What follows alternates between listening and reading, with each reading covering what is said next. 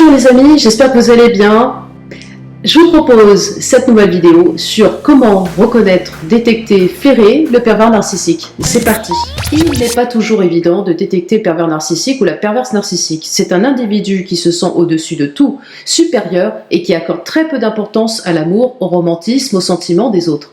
Il a un fort besoin d'admiration et derrière une grande confiance qu'il affiche publiquement se cache souvent un être absolument fragile, très vulnérable à la critique. En revanche, il ne se gêne pas pour être le premier à critiquer. À noter aussi que les pervers narcissiques peuvent avoir un très bon niveau intellectuel et culturel. Ils ou elles sont très intelligents, et écoutez bien les amis, ils sont particulièrement bons psychologues. Leur manque d'état d'âme, de remords, ou problème de conscience peut être si extrême qu'au début, la victime ne peut y croire. Ce manque de scrupules tourmente beaucoup, et peut même choquer. Mais en fait, ils sont au-dessus de tout, des lois, et ont un total mépris pour toutes les lois et les contraintes morales. D'ailleurs, leur morale, c'est celle de la morale ou la loi du plus fort, et ou du plus rusé, du plus malin, du plus retors. Ils n'ont du respect que pour les gens ayant plus de pouvoir et de richesse, mais attention, il s'agit de faux respect. Mais avec ces gens-là, ils se tiennent convenablement. Alors, le pervers narcissique excelle dans l'art de draguer, d'impressionner et de convaincre ses interlocuteurs. Il est très facile de tomber sous son charme et surtout sous son influence, son emprise. Et donc, de faire ce qu'il veut, ce qu'il réclame. Pour la victime, c'est comme si celle-ci cédait à tous les caprices de son enfant. C'est souvent très agréable au début de la relation, mais très rapidement, on se rend compte que tout est toujours orchestré et réalisé selon son bon vouloir. Devenant de plus en plus critique en se montrant plus vraiment très fiable et en alimentant le flot artistique, si bien que cela vous perturbe de plus en plus et vous plonge dans le tourment. Le pervers narcissique écoute très peu, préférant être au centre des discussions, et qui aime donc parler de lui ou d'elle la plupart du temps. Il n'écoute vraiment pas vos besoins, vos priorités, vos souhaits et tout ce que vous pouvez ressentir. Pour ce qui est de la sexualité, on le reconnaît très bien au fait qu'il s'évade et disparaît rapidement une fois qu'il a obtenu ce qu'il voulait parce que son objectif, sa priorité à elle ou à lui, c'est de satisfaire ses besoins. Et une fois assouvi, plus besoin d'être là physiquement et émotionnellement. Ce qui nous amène à vivre ce qu'est la solitude à travers laquelle nous nous sentons si épuisés, si vidés. On donne de notre personne généreusement. On veut lui faire plaisir parce qu'on l'aime aveuglément. On a fait l'amour avec elle ou lui, mais ce n'est pas de l'amour. Et quand, oui, on en prend conscience, ça fait mal. On est très mal. Mal de se rendre compte que le pervers narcissique ne nous aimait pas, alors que nous nous sommes investis pour eux et que nous leur avons tout donné. Le pervers narcissique nous recontacte souvent quand sa pulsion se renouvelle et l'ambiguïté qu'il instaure est insupportable et crée un grand malaise au sein de la relation. N'oubliez pas, qu'il ou elle ne jouit pas de vous, de l'acte sexuel, mais de la possession ou de l'humiliation de l'autre. Il lui arrive de tourner sa proie en ridicule, de faire preuve de sarcasme, un autre moyen pour lui de dominer, régner en despote sur vous. On sait que le pervers narcissique est inconsistant, que nous ne sommes qu'utilitaires à ses yeux, qu'on lui sert d'une manière ou d'une autre de trophée, de faire valoir, mais qui se fiche totalement de vous, de sa victime, de sa proie. Souvent, il nous fait croire que nous l'envahissons, que nous avons perturbé sa vie, sa façon de vivre, sa façon d'être, que nous sommes malades et que cela joue sur sa personne. Mais vous devez prendre conscience de l'importance qu'il a prise sur votre vie, tant émotionnellement que physiquement ou même matériellement, et vous devez voir jusqu'où votre propre identité est bafouée. Dites-vous bien que vous avez le droit d'être traité avec respect, que vous avez le droit de dire non sans vous sentir coupable, et que vous avez le droit d'être heureux, heureuse, ou d'avoir une vie paisible, lumineuse et saine. Faire preuve d'humanité, de sensibilité est souvent vu par eux comme l'expression d'une forme de naïveté ou de sensiblerie qui n'a pas lieu d'être. Le pervers narcissique fait souvent des promesses qu'il ne tient pas.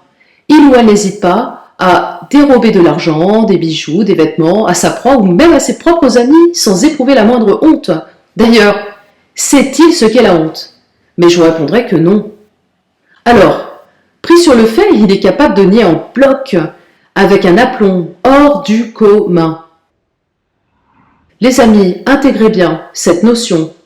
Pour s'accepter et s'affirmer, les pervers narcissiques doivent triompher de quelqu'un, le détruire en jouissant de sa souffrance. Cette perception de ce qu'il croit ne pas posséder est subjective. Elle peut même être délirante. Ce sentiment d'infériorité vis-à-vis de la personne enviée et haï les pousse à chercher à posséder ce qui est convoité. Et pour combler l'écart qui les sépare de l'objet de leur convoitise, il leur suffit alors de l'humilier, de l'avilir.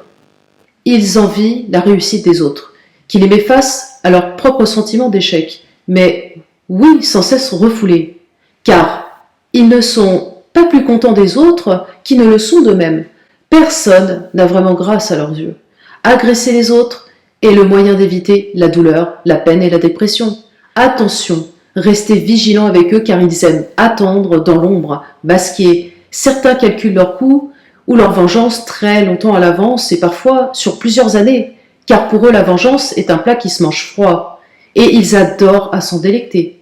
C'est la raison pour laquelle ils peuvent être redoutables et imprévisibles, et qu'il faut vous protéger. Il est extrêmement rare qu'un pervers narcissique change, ou veuille changer d'attitude ou de valeur morale, car les gains que lui ont valu cette attitude sont souvent très importants et gratifiants pour lui, tels que l'admiration, la célébrité, le pouvoir. On ne peut pas le changer par un discours rationnel, car sa quête perpétuelle de pouvoir est un moteur puissant et une source intarissable de plaisir, une véritable drogue dure. Pour qu'il puisse changer, il faudrait qu'il subisse des chocs violents et des épreuves très importantes susceptibles par exemple de déstabiliser la très haute conception qu'il a de lui-même et surtout le convaincre qu'à la longue, l'efficacité de ses mensonges, de ses stratèges ou de ses tactiques s'est émoussée. C'est seulement ainsi qu'on pourrait espérer le voir peut-être un jour, qui sait, évoluer de façon favorable. Mais qu'on se le dise, à vrai dire, ça n'arrive presque jamais. Et en laissant espérer à son entourage, souvent aveugle hélas, pareil changement, le pervers narcissique renforce son pouvoir en donnant à ses victimes l'impression de chercher sincèrement à s'amender. Il endort leur méfiance et en fait plus aisément ses dupes. Les amis, soyez vigilants, faites attention à vous. Il y a cruauté physique lorsque l'on s'en prend à vous, en vous assénant des coups et en exerçant des sévices sur vous. Il y a cruauté mentale lorsque volontairement on cherche à vous blesser, autrement que par les agressions physiques, telles que les injures, les humiliations, le dénigrement, le mépris.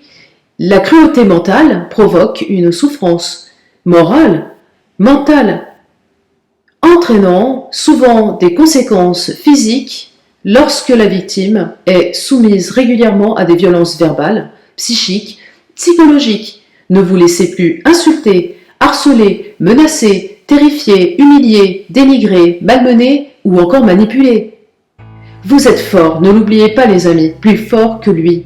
Alors, reconnectez-vous à votre source de force intérieure et puisez vos ressources dans votre réservoir si comblé par vos richesses et votre pulsion de vie. C'est au sein de cette réserve que vous pourrez rassembler toutes vos forces et ainsi vous épanouir et faire couler en vous assez d'énergie pour alimenter vos actes, vos pensées et vos décisions.